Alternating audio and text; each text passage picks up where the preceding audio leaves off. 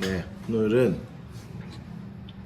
세가족교육 3주차 두 가지를 볼 거예요. 언약의 통일성이랑 오직 성경의 실천적인 의미 두 가지를 볼 건데, 먼저 이제 언약의 실제적인 통일성, 쉽게 말하면 이제 신약과 구약이 동일한 언약이다.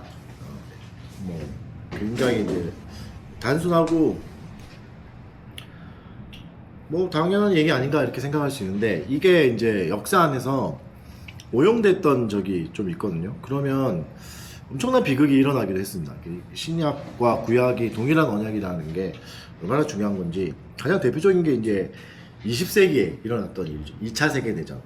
2차 세계대전에 일으켰던 이제 아돌프 히틀러 나치 정권이 이거를 이제 오용해서 이제 문제를 많이 일으켰거든요. 다음 페이지를 보시면, 네, 보면 이제 신약과 구약을 분리하는 거죠. 그래서 구약은 뭔가 모자라고 신약이 완성됐다, 이런 개념을 가지게 되면 결국 이게 홀로코스트까지도 이제 가요. 어떤 일이 있었나 좀 더 구체적으로 좀 보면, 아돌프 히틀러가 이제 독일이 1차 세계대전에 패망해가지고 완전히 망했을 때, 그 히틀러 나치당이 굉장히 웃긴 당이었거든요. 극우 당이었으니까 웃긴 당이었는데, 갑자기 점점점 이제 나라가 망하니까 인기를 끌면서 점점 커져버려지거든요. 웃기게 굉장히 커져가지고, 그때 이제 했던 게 뭐냐면, 지금도 비슷한데, 극우들이 나라가 좀 힘들어지면 우리 민족의 우월성 그렇게 하잖아요. 미국을 더 위대하게 만들자, 이런 것처럼 우리 게르만족이 원래는 더 우수한 민족이다, 훨씬 더 뛰어난 민족이다, 이걸 되찾자, 이런 게 이제 사람들한테 먹히기 시작하는 거죠. 그래서 이제 히틀러가 했던 작업 중에 하나가 독일 전체를 하나로 이제 묶기 위해서 가장 강력한 건 종교거든요. 교회를 만든 거죠. 국가교회라고 만들었어요. 국가교회를 만들면서, 그럼 사람들을 이제 확 이렇게 하나로 만들 수는 있지만, 가장 큰 걸림돌이 뭐였냐면 유대인의 성경이라는 거죠. 구약 성경이 유대인의 이야기잖아요. 게르만족이 우수하다는 걸 알려야 되는데, 성경의 주인공은 마치 유대인처럼 보이고 이러니까 이게 문제가 생기는 거죠. 예수님조차 유대인이잖아요. 그래서 이제 생각해낸 게 뭐냐면, 아니다, 게르만족이 진짜 하나님이 택한 백성이고 유대인은 실패작이다, 이렇게 한 거죠. 하나님께 버림받은 이제 쓰레기 같은 민족이다. 이걸 이제 나치에서 밀어붙였고, 또 나치와 협동하던 신학자들이 이렇게 같이 의견을 모아줍니다. 그래서 신학적 조작이죠, 사실. 조작을 해서, 그래서 구약의 하나님은 율법의 신, 굉장히 옹졸하고 조금만 잘못해도 막 벌 내리는 이런 하나님이다. 그래서 신약의 예수님이 유대교와 맞서 싸웠다. 이게 바로 아리안족이다, 게르만족의 정신이다, 게르만족이다 하면서 게르만 민족의 선구자다, 이렇게 말한 거죠. 그러니까 이제 유대인들을 학살할 근거도 생기죠. 유대인들은 예수님을 핍박했던 나쁜 놈들이야, 그러니까 죽여도 돼, 이렇게 가서 홀로코스트가 사실 시작된 겁니다. 그래서 결국 굉장히 신학적인 일이죠. 그래서 보네퍼도 그렇고 뒤에 나올 칼 바르트 같은 신학자들이 들고 일어날 수밖에 없었던 게, 성경을 이렇게 잘라버리니까. 그래서 성경의 통일성을 이제 파괴하니까 구약 성경이 거의 이제 강단에서 없어집니다. 구약을 이제 설교하지 않게 되는 거죠. 그리고 찬송가에 있는 그 유대인만의 독특한 표현들이 있잖아요. 할렐루야, 호산나, 이런 거 다 지워버려요. 유대인들은 쓰던 말 쓰면 안 되니까 히브리어 단어 이런 거 다 없애버리고, 또 신약 성경도 이제 가위질합니다. 결국 자신들의 신약에 맞춰야 되니까, 구약이 열등하고 점점 신약이 우수하다는 걸 하려면 신약 성경도 이제 조작해야 되는 거죠. 그래서 구약의 창조주 하나님과 이제 신약의 하나님을 완전히 분리시킨 이 사건들이 왜 이렇게 중요하냐면, 유대인들을 대학살하는 근거가 되기도 했던 겁니다. 그래서 여러분, 성경의 통일성을 파괴하는 것은 굉장히 무서운 결과를 일으킬 수도 있는 거죠. 성경. 이때 이제 나치의 신학에, 잘못된 신학에 반개를 들고 일어났던 이제 신학자가 있어요. 칼 바르트라는 사람이에요. 칼 바르트 들어보셨나요? 칼 바르트 들어보셨죠? 대부분 못 들어보셨죠? 칼바르트는 이제 스위스 출신 신학자고 이 극우교회죠. 미친 교회, 국가교회. 히틀러의 이제 국가교회에 이제 맞서서 싸웠던 신학자가 이제 칼바르트입니다. 1934년에 바르멘 신학 선언을 해요. 그래서 교회의 머리는 히틀러가 아니다. 교회의 머리는 그리스도다. 그래서 그리스도 중심으로 이제 신학을 펼쳐가자 하는 위대한 저항이었습니다. 엄청난 저항을 해서 바르게 이제 가려고 했던 대항하는 사람 중에 하나였죠. 여러분도 잘 아시는 보네포도 이때 이제 활동했었고. 그런데 이제 바르트의 신학이 나치의 잘못된 그 신학에 대응하기 위해서 만들어져서 그건 좋았지만 치명적인 약점이 좀 생겼습니다. 그 이후의 결과들이 안 좋아져서 지금은 굉장히 비판하거든요. 이제 바르트가 했던 운동은 이제 구약 폐기했던 그 나치의 운동에 반대해가지고 칼빈의 이제 에르미야 주석을 인용해서 이제 구약의 율법은 신약의 복음과 다르지 않다. 율법은 복음의 한 형식이다. 이제 이렇게 하면서 신구약의 통일성을 다시 이제 가져오려고 노력했습니다. 이 부분은 굉장히 중요한 지점이었는데 약점이 뭐였냐면 바르트가 그 성경을 너무 단순화시켜 버려요. 그 통일성은 유지하지만 통일성을 위해서 그리스도라는 렌즈만으로 모든 성경을 보게 하는 거죠. 기독론적 통일성이라고도 이제 할 수 있는 건데 그러면 뭐가 문제일까요? 근데 이거 많이 들어보셨죠? 그리스도 중심으로 성경을 봐야 된다. 지금도 있거든 사실. 그리스도 중심으로 성경을 봐야 된다. 이렇게 되면 우리가 일단 배웠던 교리를 대입해보면 아는데 뭐가 없어지냐면 창세전부터 영원토록 일하셨던 성부 하나님 작정, 그 안에 있는 예정, 또 성령 하나님의 역사하심 이런 것들이 사실 사라집니다.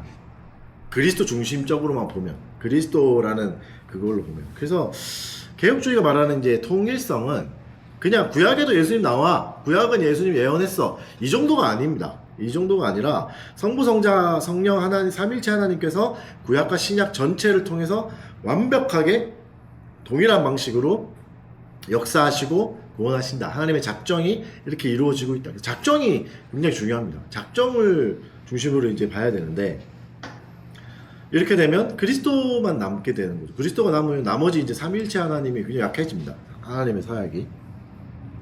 그래서 오늘은 계속해서 이제 이 언약의 통일성에 대해서 이제 볼 건데 언약의 통일성이다. 이 말이 그리고 핵심은 요거예요. 삼일체 하나님이 동시성이 있다. 삼일체 하나님은 동시로 일한다고 했었죠. 기억나시죠? 분리된 존재가 아니기 때문에 유기적으로 하나이기 때문에 함께 하십니다. 그래서 뭐 성부 하나님만 구약시대에 일하고 성자 예수님이 신약시대에 이렇게 일하고 이건 잘못된 생각. 삼일체 개념에서 깨지는 거죠. 삼일체를 오해한 거죠. 그리고 마치 그러니까 이걸 세대주의라 그러거든요. 구약은 성부, 신약은 성자, 지금은 성령 시대 이렇게 시대별로 나누죠. 삼일체 사역을. 그건 세대주의예요. 그래서 지금은 성령만. 그건 이미 그러면 유기적인 통일성을 가진 하나님이 아닌 거죠. 삼신론이 돼버려요. 그래서 타락 직후부터 예수님이 나오잖아요. 예수님이 이제 첫 아담을 대신할 중보자로서 두 번째 아담으로서 예수님이 계시고 성령님도 구약에도 있잖아요. 구약에도 역사하시죠. 주의 성신을 내게서 떠나지 말게 하소서. 다윗도 고백하고 시편 지금 읽고 계신데 시편에서도 엄청나게 많이 나온 게 성령에 대한 갈급함이잖아요. 기도잖아요. 그분의 적용자로 이제 계속 활동하셨습니다. 그래서 구약에 나타나신 삼일체 하나님 이제 좀 보면 오늘 읽었던 출애굽기 3장 기억나십니까? 떨기나무 가운데 모세에게 나타나셨던 하나님 잠깐 설명드렸잖아요. 그래서 나는 스스로 있는 자다 이렇게 말씀하시면서 그러면서 이제 하나님이 말씀하신 여호와의 사자도 나오거든요. 여호와의 사자가 그리스도인 거죠. 예수님 육신을 입고 장차 오실 예수 그리스도 보여주고 다니엘이 그 친구가 풀무불에 들어간 거 아시죠? 그때도 보면 한 명이 더 있어요. 불 가운데. 그게 또 예수님이죠. 신의 아들과 같은 자다. 다니엘서 3장 25절에 말씀하시거든요. 그러니까 구약에도 예수님이 존재하셨다고요. 계셨다고요. 그대로. 삼위 하나님. 그래서 뭐 예수님도 직접 말씀하시죠. 아브라함도 뭐 다윗도 나를 보면서 기뻐했다. 우리가 전번에 살펴봤던 시편 50편 그쵸? 그때도 나오잖아요. 그래서 오순절부터 성령님이 계속 일하셨던 게 아니라 성령님도 구약 시대에도 충만하게 일하셨습니다. 우리가 살펴봤던 시편 51편 기억나시죠? 다윗의 고백, 주의 성신을 성령을 내게서 거두지 마십시오. 그 성령이 있었잖아요. 그리고 그러니까 신약의 성도들에게만 그리고 우리 지금만 이제 성령이 일하셔서 100% 적용되고 이게 아니라 구약에서도 충분히 이미 역사하고 계셨다. 창조 때 수면 위를 운행하시던 영이 있다고 그랬잖아요. 그게 성령이잖아요. 그 창조 때부터 삼위일체 하나님은 함께 하셨다. 그 삼위일체 하나님 항상 유기적으로 생각해야 됩니다. 유기적으로 항상 함께 하시고 구약의 선지자들 통해서도 그리스도의 고난을 이미 예언하시고 그 신약과 구약은 똑같다. 통일성이 있다. 똑같은 언약이다. 이걸 자꾸 기억하셔야 돼요. 그러나 이제 나타나는 모양은 좀 달랐죠. 이 나타나는 모양은 달랐지만 전에 설교에서도 한번 설명드렸던 것처럼 태양이 지금 뭐 좀 아침에는 조금씩 이렇게 비추다가 한낮에 엄청나게 비추고 밤에는 또 사라지고 이런 게 태양이 줄어들고 막 늘어들고 이런 건 아니잖아요. 태양은 여전히 동일합니다. 똑같은 존재하고 있는 거죠. 그래서 구약의 율법이나 신약의 십자가가 겉모습은 다르잖아요. 이게 마치 아침과 저녁에 태양의 모습이 다른 거지 태양의 존재가 달라진 건 아닙니다. 하나님이 변하셨거나 이런 게 아니라 피조물이 인간의 인식 수준과 또 시대적 경륜이 진보했으니까 성장했으니까 그에 맞춰서 적용해 주시는 거죠. 성경의 유명 구절이 있죠. 하나님은 회전하는 그림자도 없고 아무런 변화가 없다. 회전하는 그림자가 없다는 게 변하지 않으시는 하나님이다. 구약에서 이랬다가 신약에서는 이렇게 말하거나 이러지 않으시다. 똑같아. 동일하시다. 그래서 우리에게 이렇게 다르게 적용되는 이유는 알맹이가 실체가 뭔가 문제가 있어서가 아니라 그릇과 껍데기의 차이인 거죠. 어떤 그릇에 담아내는가 그것이 이제 점점 발전되는 거지 뭐 더 구약은 어두웠고 신약은 더 밝아졌고 이게 아니에요. 계시는 계속해서 판명하게 드러났습니다. 구약부터 신약까지. 그래서 히브리서 10장 1절에도 이제 이렇게 말씀하시잖아요. 구약의 제사 제도나 구약의 제사 제도가 이제 어스름빛, 동이 틀 때의 빛이라고 하면 모형과 그림자라면 신약의 십자가는 정오의 태양이라고 할 수 있죠. 가장 찬란하게 빛나는. 그러나 그렇다고 해서 구약의 성도들이 태양의 그 혜택을 조금만 입었거나 그런 게 아닙니다. 동일하게 입었죠. 그래서 구약의 성도들도 어떻게 구원받죠? 믿음으로, 그리스도를 믿음으로 다시 장차 오실 예수 그리스도를 바라보면서 완벽하게 구원받았습니다. 그래서 히브리서 10장 1절은 율법은 장차 올 좋은 일의 그림자라고 설명하잖아요. 장차 올 좋은 일이 예수 그리스도인 거고 그것의 그림자의 역할을 하는 것이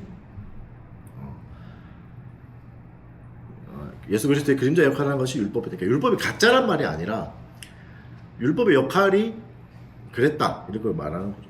실체이신 그리스도를 정확하게 율법도 비추고 있었다. 이게 신앙고백서에도 이 부분이 나옵니다. 웨스트민스터 7장 6절 제가 짧게 읽어드릴게요. 7장 6절에 이렇게 말해요. 그러므로 실체에 있어서 다른 두 은혜 언약이 있는 것이 아니라 여러 경륜 아래에 있는 오직 하나이며 동일한 언약이다 이렇게 말해요. 신앙고백서에. 실체가 다르지 않다. 똑같은 언약이고 한 언약이 이제 다른 모습으로 나타난 것 뿐이다. 그래서 구약의 약속, 예언, 제사라는 양식으로 오실 그리스도를 예언했고 이제 신약은 말씀과 성례라는 양식으로 이미 오신 그리스도를 우리에게 전시하는 거죠. 그래서 우리는 이제 더 명료한 경륜적인 전시를 이제 받았다. 우리가 받았다는 걸로 이해해야 됩니다. 여기 좀 더 어렵게 들어가겠습니다. 좀 졸지 마십시오. 점점 어려워지는데 요것도 좀 봐야 돼요. 이게 신학적 배경을 어쩔 수 없이 좀 봐야 지금의 상태를 좀 이해할 수 있습니다. 코케이우스라는 신학자가 있었습니다. 17세기 네덜란드에서 이제 언약론을 이제 흔들었던 코케이우스가 왜 중요하냐면 지금의 이제 성경 해석학에 영향을 가장 많이 끼치고 나쁜 영향이죠. 나쁜 영향을 많이 끼치고 이렇게 이제 성경을 해석하는 영향들이 현대 신학에도 영향을 미쳤기 때문이에요. 그 코케이우스적인 그 성경 해석학 좀 살펴봐야 됩니다. 그러니까 이 코케이오스는 신약 성경을 하나님의 영원한 작정 아래서, 작정이라는 빛 아래서 이렇게 보지 않고 누구의 영향을 받았냐면 데카르트 철학의 영향을 받아가지고 인간의 이제 역사적 발전 과정이다 이렇게 본 거죠. 점점 이렇게 해서 더 좋아졌다. 수평적인 관점으로 보는 거죠. 결국은 이렇게 수평적 관점으로 보는 게 어떤 개념이냐면 옛날 신학자들보다 지금의 신학자들이 훨씬 더 똑똑하다. 왜냐면 시간이 훨씬 더 지났고 과학도 발달하고 기술도 발달했으니까. 물론 맞는 말도 있지만 그러면 이제 구약이 마치 모자라게 되는 거거든요. 이게 결국은 진화론적 사고방식이죠. 진화론이 그렇죠. 옛날의 인류는 멍청했다. 지금의 인류는 훨씬 더 진보해서 훨씬 더 똑똑하다. 이렇게 말하기도 하잖아요. 그러나 우리가 역사를 조금만 공부해보면 그렇게 무지하지 않았거든요. 중세 공부했던 거 기억나십니까? 중세가 어둠의 시대라고 말하지만 실제로 보니까 안 그랬죠. 엄청난 발전을 하게 됐고 뭐 멀리 가지 않고도 우리 조선 시대만 봐도 조선 시대에 경주 뭐가 있죠? 경제? 불국사 말고 불국사는 절이잖아요. 첨성대도 있고 그렇죠. 과학적인 그 기술들이 못지 않았다고요. 그때 생각은. 물론 불국사도 좋습니다, 여러분. 여러분의 그러니까 불국사 조선시대 제가 잘못 말했구나. 조선시대가 아니라 신라시대 죄송합니다. 신라시대에도 그러니까 멍청이들이나 뭐 멍청이들이 있었지 않았다. 그때도 충분히 과학적이었고 과학적 사고를 하고 합리적인 사고를 했었다. 이거를 이제 알아야 되죠. 구약을 자꾸 역사적으로 이렇게 진화론적 사고를 보게 되면 이렇게 되죠. 근데 코케이오스가 이걸 잘못했습니다. 코케이오스가 잘못했던 것 중에 하나가 핵심이 이거예요. 치명적인 약점.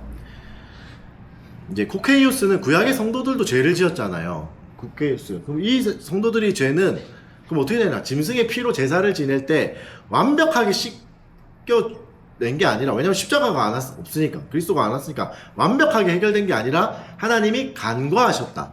넘기셨다는 거예요. 다음으로 넘기셨다. 언제로? 신약으로 참아주셨다. 이걸 파레시스라고 합니다. 따라해봅시다. 파레시스. 졸고 있어서 뭐를 하는 겁니다. 파레시스예요. 파레시스는 관과하셨다. 얼핏 보면 맞는 말 같죠? 그게 구약에 그렇지. 그게 좀 짐승은 모자랐으니까 다 안 됐을 거야. 완벽하게는 속죄는 안 됐을 거야. 이렇게 말하는데, 그래서 이제 신약 시대에 와서 완벽한 사면이 됐다. 아페시스. 따라해봅시다. 아페시스. 좀 잘 믿겠죠? 아페시스다. 그러니까 사면됐다. 이때요. 그래서 구약의 성도들은 오히려 구약의 시간 동안 공포에 떨었고 완벽하지 못한 속죄를 누렸기 때문에 괴로워했다. 그래서 그들의 칭의는 불완전했다. 이게 세대주의적인 생각입니다. 진화론적인 또 주장이기도 하고. 그래서 이걸 바탕으로, 코케이오스의 신앙을 바탕으로 결국은 구약을 역사적 문서로만, 그 옛날 이야기, 옛날 배경을 공부할 때 필요한 그 정도의 문서로 이제 하는 역사 비평학이라는 게 생기거든요. 그게 뿌리가 되는 신학이었죠. 그래서 이 대항마, 코케이오스가 잘못됐다면 대항마가 나오겠죠. 그 신학자가 푸치우스입니다. 푸치우스는 이제 위트레이트 대학의 교수였던 사람이고, 도르트 총대였어요. 도르트 웨이 총대였던, 이제 풀네임으로 하면 기스베르투스 푸치우스죠. 코케이오스가 가졌던 게 이원론이거든요. 무서운 이원론을 깨부수고, 이제 핵심이 그거죠. 구약의 성도들도 1%의 오차도 없는 똑같은 방식으로, 똑같은 내용으로 죄의 완전한 용서와 구원을 받았다 말하는 거죠. 왜냐면 예수님의 십자가가 어떤 시간과 공간에 제약된 게 아니라 시간과 공간의 제약을 뛰어넘은 영원 안에 일어난 일이잖아요. 그러면 그 전에 존재했던 모든 사람에게도 완벽하게 소급 적용되기 때문입니다. 그래서 만약에 예수님이 이 시점에 오기 전에 있었던 그 제사가 연약했다고 말하면 결국 또 십자가의 효력을 약하게 생각하는 거가 돼요. 십자가는 그럼 우리한테도 어렵죠. 2000년 지났잖아요. 더 어린 친구들한테는 더 어렵겠죠. 시간이 지날수록 약해지는 거니까. 시간이 지나는데 그렇지 않다고요. 예수님의 시간에 갇히는 분이 아니니까. 예수님이 하셨던 그 십자가 사역은 구약의 성도들에게도 똑같이 적용됐다. 이걸 가장 잘 알 수 있는 게 구약의 본문이죠. 다윗의 고백입니다. 성경을 보면 이렇게 고백해요. 다윗이 103편, 그가 내 모든 죄악을 사하시고, 또 이 유명한 구절이죠. 이 시편 32편 1절 2절 이 말씀 한번 읽어봅시다. 시작. 허물의 사함을 받고 자신의 죄가 가려진 자는 복이 있도다. 보십시오. 이제 이게 만약에 간과였다면, 죄를 덮어두고 아직 좀 남아있었던 찜찜함이었다면 이런 말을 할 수 없죠. 죄사함이 얼마나 기쁜지 모르죠. 왜냐면 사함받지 못했으니까. 그러니까 코케우스적인 해석이라면은 이런 구절이 나올 수 없습니다. 그래서 신약의 뭐 사도 바울이나 신약의 제자들, 예수님의 제자들이 누렸던 그것하고 완벽하고 똑같은 충만하고 영원한 사죄, 이게 있었다. 아페시스다. 결국은 그래서 완벽한 칭의를 구약의 성도들도 누렸다. 그래서 이 장치, 제사라는 장치를 통해서 믿음으로 그리스도를 바라보고 오실 중보자를 보고, 그리스도가 누군지는 몰랐으나 중보자라는 개념을 가지고 살았기 때문에 이제 완벽한 칭의를 누렸다 이겁니다. 뭐 이런 것까지 알아야 되나 싶겠지만, 여러분 이게 굉장히 중요한 영향을 미치고 이 성경 해석에 큰 영향을 미칩니다. 설교자들도 그렇고. 저도 이제 이 부분을 이렇게 디테일하게 자꾸 짚어내는 이유가, 저도 실수할 때가 너무 많아가지고 다시 한번 짚는 겁니다. 그래서 이제 성경 해석학 좀 봐야 되는데, 코케우스적인 신학은 진화론적인 이제 구원사거든요. 점점 이렇게 발전됐다. 근데 사실 성경은 칼빈이나 푸치우스가 물려준 이제 이런 신학으로, 대안적 해석학으로 무장해야 되는데, 그걸 이제 우리가 습득해야 되는데, 그 신학의 핵심은 뭐냐면 이겁니다. 적정과 절도가 있고, 영원한 작정, 해석할 때 통합이 있는 거죠. 작정이 정말 중요합니다. 작정으로 이제 봐야 되는. 그러니까 적정과 절도, 이게 뭐냐면 앞으로 또 뒤에서도 나올 건데, 하나님의 말씀 밖에서 뭘 찾지 않고 말씀을 통하지 않고는 어떤 것도 말하지 않는 금욕주의를 말하는 겁니다. 지적인 금욕주의. 하나님이 말씀하시는 그 선 안에서만 말하고 그 밖에 있는 걸 말하지 않는. 그래서 성경 본문 자체로 명료하다, 이것을 이제 알아야 돼요. 그리고 영원한 작정 중심의 해석학. 성경을 자꾸 수평적인 흐름으로만 이렇게 점점 이렇게 됐다고 보면 작정이 이제 없어지는 거죠. 하나님이 영혼 속에서 다 작정하시고 때에 따라서 때가 참에 모든 사건들이 일어나는데, 마치 하나님이 사건 생길 때마다 뭔가 수습한다고 생각하게 되면 작정이 없는 거죠. 이런 해석들은 위험한 해석입니다. 사실 이제 한국교회 강단에 굉장히 많은 부분이어가지고 이건 되게 중요합니다. 좀 더 보면, 구체적으로 보면 적정과 절도 규범, 우리 말씀 한번 읽어봅시다. 신명기 29장 29절 감추어진 여기 시작. 감추어진 일은 여호와께 속하였거니와 나타난 일은 영원히 우리와 우리 자손에게 속하였나니. 이게 핵심입니다. 성경 해석의 핵심. 감춰진 일, 신비가 있죠. 감춰진 일. 성경에 말하지 않는 부분이 있어요. 예를 들면 선악과를 왜 만드셨는가, 그 마귀는 어디서 왔는가, 이런 부분은 성경은 설명하지 않아요. 이게 감추어진 일이죠. 이것에 대해서는 말할 수 없습니다. 말하는 사람도 있어요. 이게 어디서 왔다 막 이렇게 막 해서. 근데 되게 신비한 것 같고 혹하는 것 같지만 그거는 적정과 절도가 아닙니다. 성경이 말하지 않는 부분을 말하니까. 하나님이 나타내신 일은 뭐죠? 나타내신 일은 우리에게 명확하게 보여주는 구속의 은혜죠. 십자가의 은혜들, 또 하나님이 작정하신 것들, 이것들을 더 중심으로 해석해야 된다. 결국은 이제 구약의 성도들도 구원의 서정 과정과 똑같아요. 소명, 부르심, 중생하고 칭의, 의롭다 받고 또 성화하고 견고한 인내, 견인으로 가는. 믿음도 하나고 중보자도 하나고 구원의 길도 하나고 은혜 언약도 같습니다. 그래서 구약의 성도들은 뭐 율법으로 구원을 받았다, 신약의 성도들은 은혜로 받는다. 이건 세대주의적인 신학이고 거짓말입니다. 악한 거예요. 그렇게 되면 하나님의 작정이 다 사라져버리는 거예요. 하나님이 아닌 거죠. 그래서 가장 이제 중요했던 게 이거죠. 이 구절이죠. 이 구절도 지난번에도 한번 말씀드렸던 것 같은데, 창세기 15장 6절. 아브라함이 여호와를 믿으니 여호와께서 그의 의를 의로 여기고. 율법이 주어지기, 이거 율법도 없을 때잖아요. 아브라함 때는 430년 전이거든요. 율법이 주어지기 전. 구약의 조상이지만 할례나 뭐 행위로 의롭다함을 받은 게 아니죠. 믿음으로 의롭다함을 받죠. 아브라함이 율법이 없을 때도 그랬다. 그래서 우리가 의롭다함을 받는 것은 믿음으로다. 믿음으로. 로마서 4장에도 이제 바울이 이신칭의의 이제 완벽한 모델로 아브라함과 다윗을 꺼내서 설명하거든요. 그래서 구약도 마찬가지였다. 믿음으로 구원받았다. 여기부터 중요합니다. 깨십시오. 네, 안 좋은 거 알고 있습니다. 그래서 이제 이게 현대 이 부분 진짜 중요한데 제가 이 부분을 꼭 짚고 넘어가야 됩니다. 이제 현대 강단에 현대 한국교회에 굉장히 인기가 끌고 있는 신학 해석학 중에 하나가 그리스도 중심적 해석이거든요. 물론 저도 여기서 이제 자유롭지 않아요. 저도 영향을 너무 많이 받아가지고 이렇게 자꾸 해석하게 되는 경향들이 있는데 이게 위험하다는 것도 좀 아셔야 됩니다. 이게 결국은 코케이우스적인 거고 바르트적인 이제 해석이거든요. 많이 들어봤죠? 구약의 어느 본문을 봐도 결국은 모든 길은 그리스도에게로 통한다. 들어보셨잖아요. 그래서 모든 것을 기계적으로 그리스도만 자꾸 찾아내려고 하는 해석학. 이건 약간 억지가 돼요. 결국은 이게 뭐냐면 기독론적 이론론을 추구하는 거거든요. 예수님으로 다 퉁쳐서 해석하려고 하는. 이게 결국 바르트입니다. 바르트의 신학이 현대에 부활한 거죠.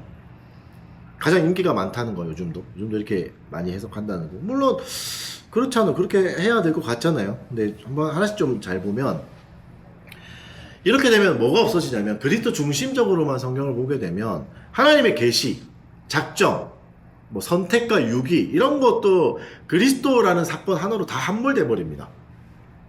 함몰돼 버려서 구속사적 설교라고 하잖아요. 이게 어떻게 보면 독재가 돼요. 해석학적 독재. 그리스도를 풀어내지 않으면 안 되게 되는. 아까 말했죠? 적정과 절도가 있다고. 성경에서 말하는 부분까지 말해야 되지 말하지 않는 부분까지도 억지로 자꾸 그리스도를 끌어내가지고 그리스도를 자꾸 조롱하고 하는 것들 저도 너무 많이 해서 이제 반성하고 있는데 모든 본문이 그렇게 말할 수는 없습니다. 모든 본문이 적정과 절도. 그래서 모든 성경의 본문은 결국 삼위일체 하나님의 경륜 안에 있잖아요. 그래서 역사적인 정황도 있고 율법적인 어미함을 가지고 있죠. 그리스도 중심주의자들 이런 사람들은 이런 분들은 이제 뭐가 이제 약해지냐면 성부 하나님의 공의로움 그리고 성령의 세밀한 도덕적 지침도 있잖아. 도덕법, 십계명 이런 부분에 대해서는 굉장히 약해집니다. 결론이 다 나와 있어요. 그리스도를 바라보십시오. 이렇게 돼버려요. 저도 이제 많이 말했죠. 그러나 이제 이것은 이제 성경을 듣는 태도가 아니죠. 왜냐면 성경에서 십계명을 지키라고 또 그걸 계명 삼아서 너의 길에 빛으로 삼으라고 했지 그리스도를 바라보라고만 하신 건 아니잖아요. 그래서 신학적인 전제를 탁 이렇게 잡아놓고 확 줄여놓고 적용하게 되는 겁니다. 물론 이 정도만 해도 저는 굉장히 낫다고 생각하는데 그러나 우리는 엄밀해야 된다. 저도 엄밀해야 된다. 저한테 하는 말입니다. 저한테. 이렇게 되면 삼위일체 경륜의 균형들이 많이 약해집니다. 그것을 얘기할 수가 없어요. 하나님의 작정 이런 거 얘기할 수 없어요. 그래서 진짜 바른 해석학은 뭔가 진짜 개혁신학은 뭔가 그리스도 중심적이되 성부 중심적이면서 성령 의존적이어야 됩니다. 왜냐하면 하나님은 삼위일체 하나님이시니까 이 하나님이 삼위일체 하나님을 떼어놓고 성자만 자꾸 높이거나 이럴 수는 없잖아요. 그리스도가 성부 하나님께 우리를 인도하는 중보자이시면서 성부 하나님이 주권적인 작정, 율법 요구를 지워버리시는 게 아니잖아요. 작정이 있잖아요, 우리 안에. 그것도 이제 해야 되죠. 그래서 현대 해석학은 성경을 그리스도로만 색칠하는 겁니다. 자꾸 그리스도로만 색칠해서 그러면 이 죄에 대한 분노하시는 하나님에 대한 이런 그림도 다 사라져버리고 인간의 책임이 다 은혜라는 이름 안에 다 그냥 묻어져 버려요. 예수님만 바라보면 된다. 예수님만 믿으면 된다. 이걸로 퉁쳐버리게 되는 신학이 되죠.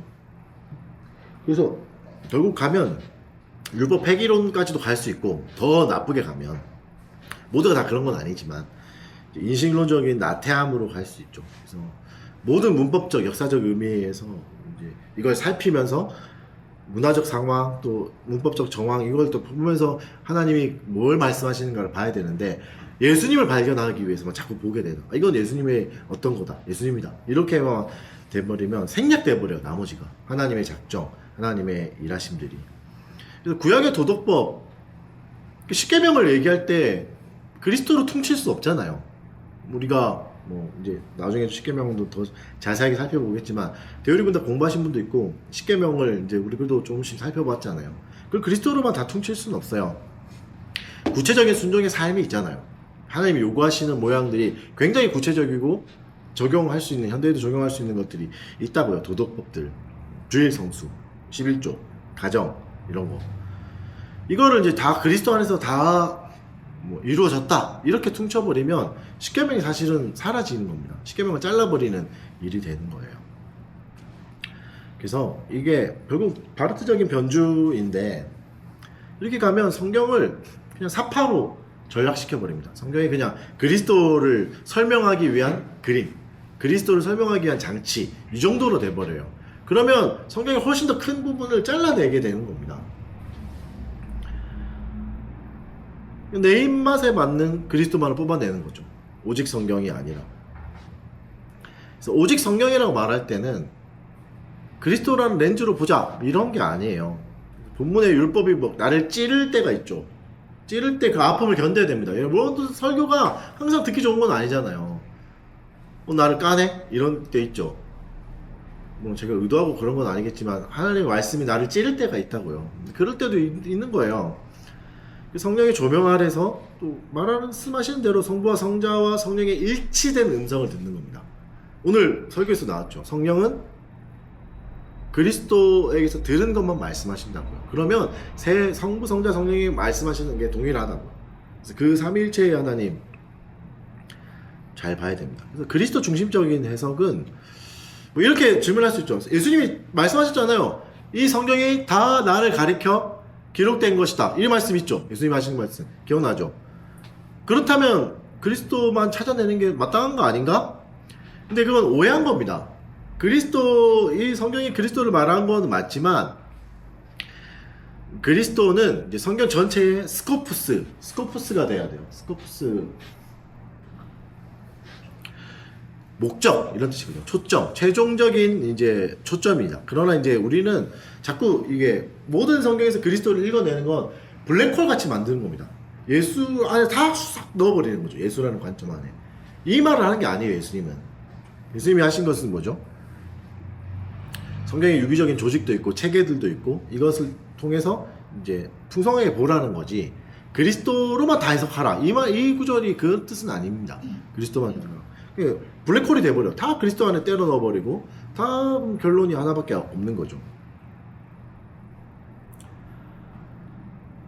그래서 성경의 유기적인 구조들을 좀 봐야 됩니다.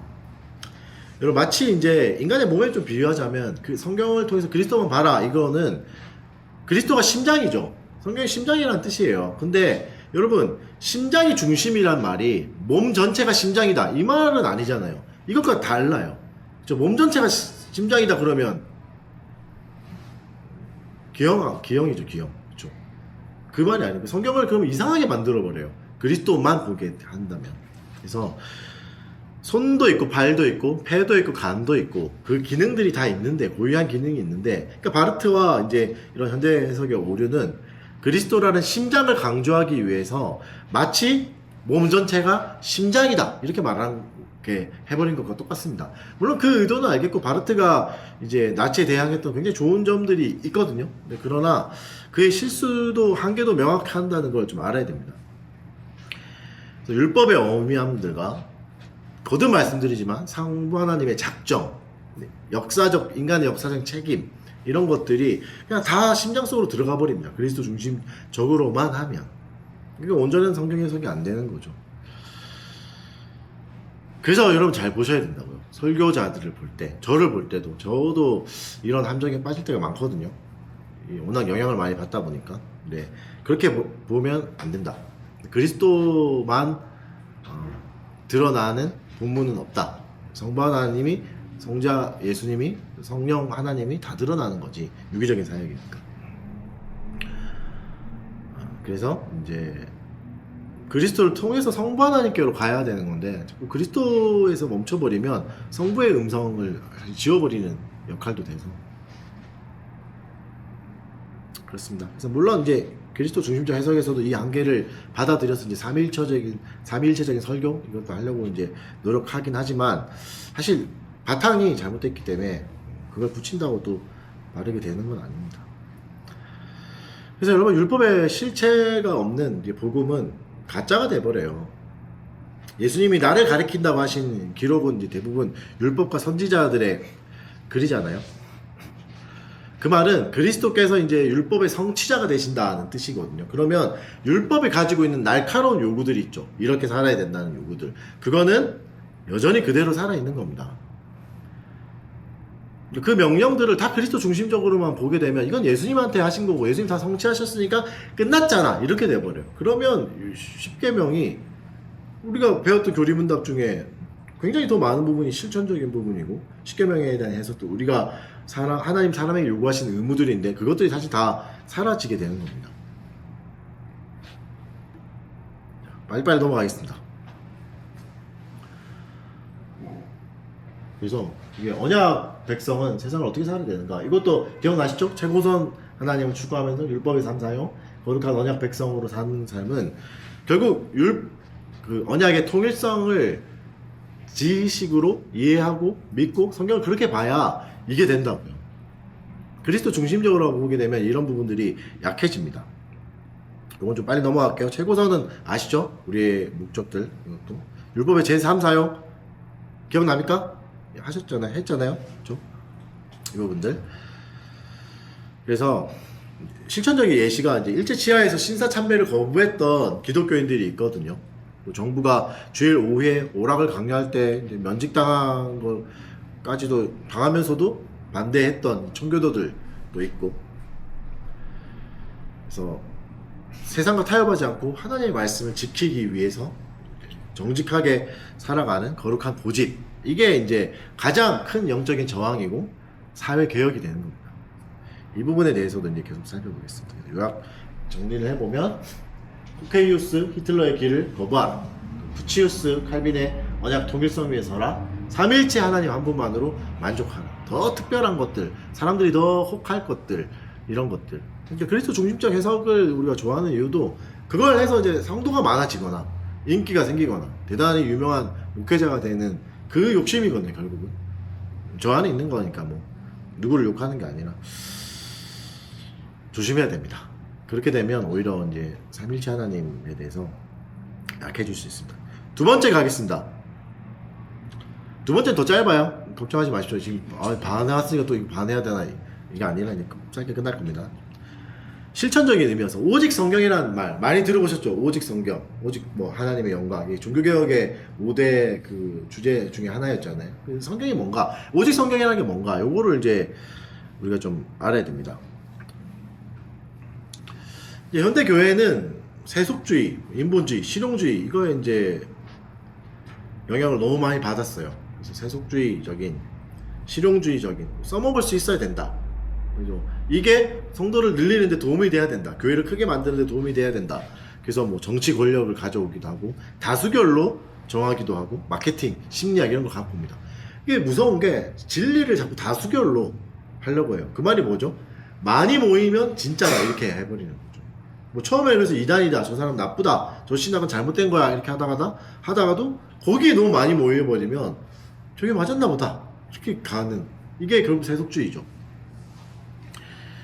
결국 여러분 이게 신앙의 이름을 걸고 또 신앙으로 말하면서도 오직 하나님의 영광을 추구합시다고 하면서도 인간의 이제 중심으로 성경을 해석하고 살아가려고 하는 이 알미니안주의, 이것들을 이제 조심해야 됩니다. 마귀는 어떤 무기를 쓰는가? 마귀가 혈과 육의 싸움이 아니잖아요. 마귀가 우리가 쌓아야 되는 거 물리적인 폭력 뭐 이런 것만이 아니라 결국은 이겁니다. 진리를 교묘하게 변질시키는 가장시키는 거죠. 진리를 약간 포장해버리는, 그리고 진리를 잊게 만드는 망각. 또 뭐가 있죠? 진리에 대해서 무지해지는 것들. 이게 결국은 한국교회를 공격하고 있는 가장 강력한 무기입니다. 가장시키고 망각시키고 무지하게 되는. 그래서 이 시간은 요걸 볼 겁니다. 오직 성경이라는 개념, 이게 뭔가 봅시다. 오직 성경은 그냥 성경이 중요하다, 성경이 좋다 이게 아니라 성도들에게 주신 무기가 성경밖에 없다 이 말입니다. 붙들어야 될 것은 성경이다.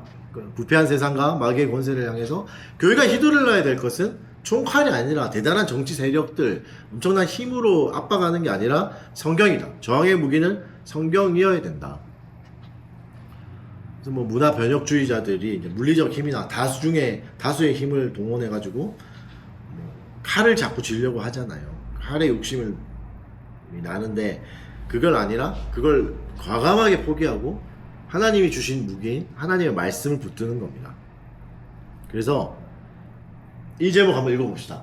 시작. 하나님의 말씀을 듣는 것이 곧 저항이다. 그래서 거리로 나와서 시위하고 뭐 제도를 바꾸는 것도 물론 중요한 거지만 엄밀한 개혁신학의 관점에서 진짜 가장 위대한 저항은 교회에 모여서 하나님의 말씀만 순수하게 듣는 겁니다. 그러려면 언약의 통일성이 필요한 거죠. 바른 해석이 있어야 되고 그렇게 해서 순수한 말씀을 들어야 되는 거죠. 여전히 폭군이 다스리고 세상의 법이 하나님의 법을 짓밟고 또 세상의 부유함들이 보이잖아요. 눈에 보이잖아요. 저도 그렇거든요. 위축되지 않나요? 너무 다 모여봤자 10명밖에 안 되고 막 이러면 위축되잖아요. 아, 우리는 가짠가? 우리는 아닌가 봐. 이럴 때가 늘 있잖아요. 저도 같이 생기는데 그게 아니라는 거죠. 세력이 아니다. 더 커지고 더 대단해지는 게 진짜가 아니라 하나님의 말씀에 순수하게 하나님의 말씀만 듣는 거 그리고 하나님의 말씀만 선포되는 거 이게 진짜다. 이게 세속 권력과 흑암의 통치자를 다스릴 수 있는 가장 강력한 무기라고 말씀하시는 겁니다. 그래서 말씀을 듣는 거 여러분 굉장히 중요한 운동입니다. 굉장히 중요한 이게 뭐 도피하라는 말이 아니에요. 세상과 도피해서 설교만 듣고 하나님의 말씀만 자꾸 드러나라 이 말이 아니라 세상이 주는 부유함들, 세상이 주는 성공들, 쾌락들, 재물들 이게 아니라 하나님의 영광을 최고선 삼아서 말씀을 듣고 순종하라. 하나님의 말씀이 가장 강력한 힘이고 강력한 무기라는 걸 인정하라는 거죠.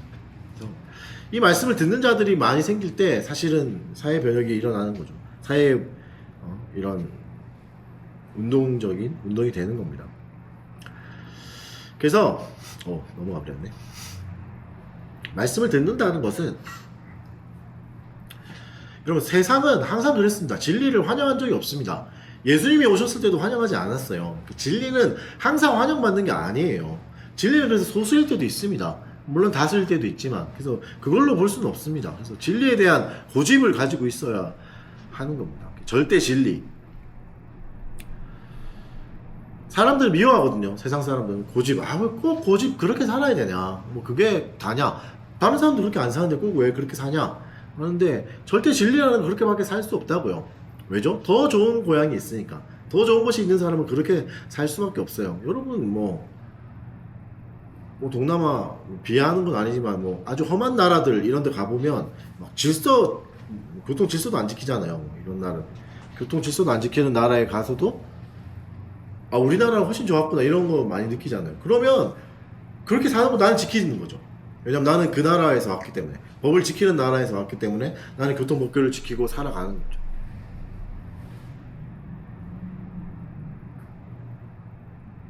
일어나십시오. 잠 깨십시오. 지금 혈당 스파이크가 와가지고 쓰러져 가고 계신데 소수의 그래서 핵심은 적정과 절도. 하나님의 말씀이 말씀하는 곳까지 가고 말씀하지 않는 곳에서 멈추는 곳에서 멈춰야 된다. 인간의 생각이나 시대의 철학을 섞는 것은 위험하다. 그래서 성경 해석할 때도 내러티브 설교라는 게 있거든요. 성경을 이야기처럼 이제 설교하는 방식 중에 하나인데 이야기니까 전달하기 너무 쉬워요. 받는 사람도 저항이 없어요. 그런데 위험한 게 뭐냐면 성경에 나오지 않는 걸 자꾸 추가하기도 됩니다. 그래서 뭐 요셉이 사실은 뭐 이런 것도 있었는데 저런 것도 있었습니다. 이런 거 있잖아요.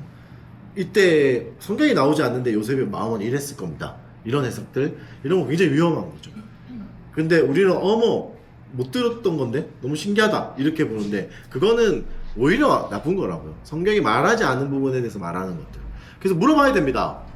그렇게 해석하는 근거가 뭐죠? 뭐 모세가 그렇게 생각했다고 말하는 근거가 뭐죠? 뭐 대표적으로 되게 유명한 것 중에 있어요. 유명한 설교 중에 하나가 제가 들었던 내러티브 설교 중에 뭐 모세가 뭐 이제 방주에 타고 있으면서 시체가 떠다니고 뭐 그걸 보면서 뭐 술에 취해가지고 그래서 술에 취할 수밖에 없었다. 그럴 듯하잖아요. 그럴 듯한 해석이죠. 성경이 그렇게 나오진 않죠. 모세가 괴로워서 술을 마셨다. 이렇게 나오진 않거든요. 그래서 그 부분에 대해서도 엄밀하게 따져봐야 되는 겁니다. 성경이 진짜 말해요, 그렇게? 이렇게. 근데 들을 때는 되게 좋아요. 오, 그럴 수 있겠구나. 굉장히 일리 있게 다가오면서 은혜롭다. 이렇게 볼 수는 있거든요. 그러니까 은혜롭다. 감정적으로 좋다. 이 성경 해석이 좋다. 이걸로 성경을 판단해서는 안 됩니다. 하나님이 진짜 그렇게 말씀하셨는가? 그거가 더 중요하죠. 하여튼 적정과 절도의 규범. 그래서 지나친 호기심은 조심하라고 성경도 경고하고 있습니다. 성경이 말하지 않는 것을 자꾸 하려고 하는 것들, 이런 것들은 잘못된 겁니다. 이런 유혹이에요. 그래서 과도함, 그러니까 성경이 말하지 않은 이성적인 추론이나 현학적인 상상 이런 걸 자꾸 동원해서 저도 이게 빠질 때가 많은데 조심해야 되는 겁니다. 그리고 이렇게 할 때는 꼭 저한테도 와서 물어봐야 됩니다. 그렇게 해석하는 근거가 뭡니까? 그래서 그거 합당한지, 그러니까 성도들끼리도 그거를 얘기해야 돼요. 저 해석은 진짜 합당한 건가? 와, 뭐지? 오늘 해석은 너무 새롭더라. 좋다. 이렇게 하면 안 된다고요. 그건 오히려 위험한 거예요. 새로운 게 좋다. 뭐 이렇게 갈 수는 없잖아요. 성경은 하나님의 말씀이고 하나님 한 분이 진짜 성경을 지으셨다면 해석은 엄밀히 말하면 하나가 돼야 되잖아요. 근데 너무 해석이 많아져. 똑같은 본문인데 그게 풍성함이 아닙니까? 하는데 그건 풍성함이 아니라 타락한 거잖아요. 그래서 요 하나의 해석을 찾아가는 과정들이 중요합니다. 아까 말했던 사탄이 하는 거죠. 과도하게 하는 것들, 가장하는 것들, 있게 하는 것들. 가장도 있죠. 뭐 이제 세속 철학에 맞춰서 이제 그럴듯하게 이제 포장하는 것도 있고, 침묵도 있습니다. 성경이 시대에 맞지 않은 부분들이 점점 생기거든요. 시대가 바뀌면서 그런 부분에 대해서는 뭐 포스트 모더니즘이나 다원주의 모두가 다 옳다 해줘야 되지 이렇게 못하는 게, 제한 속죄, 예정론 잘 설계하기 어려워요. 들어보신 적이 없죠, 거의 여러분. 뭐 공과 공부 시간이나 제한 속죄 뭐 들어있다 이렇게 말했지만 설교에서 이거 말하면 그냥 불편해하거든요, 사람들이. 시대에 안 맞잖아, 시대 정신에. 모두가 다 보내줘야 예수님 좋은 분이지 택자를 위해서 죽으셨다? 그건 아니잖아. 뭐 이렇게 되면 그게 오히려 침묵하는 거고, 이거는 나쁜 겁니다. 성경을 또 잘라내는 거가 되는 겁니다. 다 설교할 수 있어야 됩니다. 그래서 교회의 표지를 잘 지키는 건 이게 가장 강력한 저항입니다. 교회 표지가 뭡니까? 여기 안 나와있나? 뭐죠? 말씀과 성례와 권징. 말씀과 성례와 기도인데 이제 성례 안에 이제 권징이 들어가기도 하니까 세 가지로 볼 수 있죠. 말씀과 성례와 권징들, 이것을 열심히 하는 거. 왜죠? 예수님이 하라고 했잖아요. 예수님이 하라고 하는 게 더 중요하다고요. 근데 하라고 말씀하지도 않았던 절기나 뭐 행사나 이것을 위해서 열심을 내는 것은 오히려 잘못된 거다.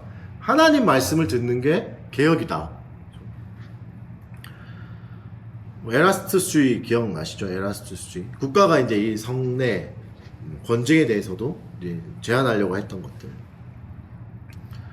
아까 처음에 나왔던 독일의 국가교회에서는 권징을 세상에 하는 거죠. 세상에 맡겨버리는 거죠. 이게 잘못된 거죠. 그리스도가 교회의 머리가 되셔야 된다. 여길 해야 됩니다. 자, 넘어가서 다 끝나갑니다. 좀만 참으십시오. 그래서 홀로섬, 여러분, 은밀한 개혁주의는 외로운 겁니다. 외롭습니다. 때로는 사랑하는 사람들에게도 오해받을 수 있어요. 다수의 지지를 받는 길은 아닙니다. 교계 내에서도 고립될 수 있습니다. 철저한 고독이 될 수 있는 거죠. 그러나 진리는 고독할 수 있죠. 진리는 고독해도 날로 새롭습니다. 그래서 이 부분들 봅시다. 루터와 칼빈의 차이. 그래서 고독도 조심하셔야 될 게, 저도 이게 많이 빠졌던 건데, 인간의 의지로 서 있는 게 아니에요. 인간의 의지로 서 있는 게 아니라, 루터가 이제 보름스 회의에 끌려가잖아요. 끌려갈 때 뭐라 말하죠? 나의 양심은 하나님의 말씀에 사로잡혀 있습니다. 고백하죠. 그러나 이제 루터는 사실 성경과 더불어 여전히 이성하고 인간의 양심에 호소하면서 홀로 서 있었어요. 완전히 오직 성경에 기댔던 건 아닌 거죠. 이건 결국 무너질 수밖에 없습니다. 인간의 이성과 양심, 그거에 기대하는 것은. 그래서 홀로 서 있다는 것은 인간의 의지로 서 있는 게 아니라 하나님께만 붙어 있는 겁니다. 인간의 의지나 양심, 주관적인 감정들, 이걸 배제하는 겁니다. 칼빈이 이렇게 말했어요. 오직 성경을 가지고 성경과 함께 성경에 의해서 생각하고 말하는 자로서 홀로 서 있는 겁니다. 이게 진짜 홀로 서 있는 겁니다. 인간의 의지나 이런 것들. 때로는 여러분이 원하는 위로를 못 받을 때도 있습니다. 성경 안에서. 물론 위로하시기도 하고 위로도 중요한 거지만 그게 전부는 아닌 거죠. 성경 자꾸 위로받는 책으로만 자꾸 만들거나 나의 괴로움을 좀 이기려고 하는 게 되면 결국 인간의 양심과 주관적 감정에 의지해서 홀로 서려고 하는 시도가 되는 겁니다. 그게 아니라 하나님의 말씀만으로 홀로 서 있어야 됩니다. 진리는 다수결이나 타협으로 결정되는 게 아닙니다. 많은 사람들이 이게 맞다, 많은 사람들이 그렇게 생각하잖아, 이렇게 해서 이제 흘러가는 게 아니라 성경이 어떻게 말하는가. 그래서 우리가 회의할 때도 소수의 의견이 이길 수도 있습니다. 성경적 근거가 명확하다면. 그러면 다수가 무릎 꿇어야 될 때도 있어요. 그래서 회의할 때 우리가 의견의 싸움들은 항상 성경 해석의 싸움들이 돼야 됩니다. 무엇이 더 성경적인가, 무엇이 더 성경이 지지하고 있는가, 이걸로 싸워야 돼요. 이 정도 실력이 되셔야 되는 겁니다. 그래서 우리가 자꾸 이제 빠지는 게 교회만 커지면 되는 거 아닌가, 사람들이 많아지면 돼야 되는 게 아닌가, 그게 목적이 되면 안 됩니다. 하나님의 말씀이 무엇인가, 하나님이 지금 무엇을 말씀하고 계신가, 이 본문을 통해서 무엇을 말씀하신가, 사람들이 좋아하냐 싫어하냐 그게 아니고 시대에 맞냐 안 맞냐 이게 아니라 오직 성경이 무엇을 말씀하시는가, 이게 더 핵심이죠. 그래서 시대적 압박도 받을 거고 괴로움도 당합니다. 비웃음도 당합니다. 웨스트민스터 대우리문답 뭐 말하면 그 뭐 전쟁통에 만들어진 문서가 뭐가 대단하냐 이런 조롱도 받기도 하는 문서기도 하거든요. 그러나 그것이 진짜 하나님의 말씀을 정확하게 해석했다면 그걸 붙드는 거죠. 그게 진리 안에 홀로 서는 겁니다. 최종 권면입니다. 인간의 위로를 너무 구하지 마십시오.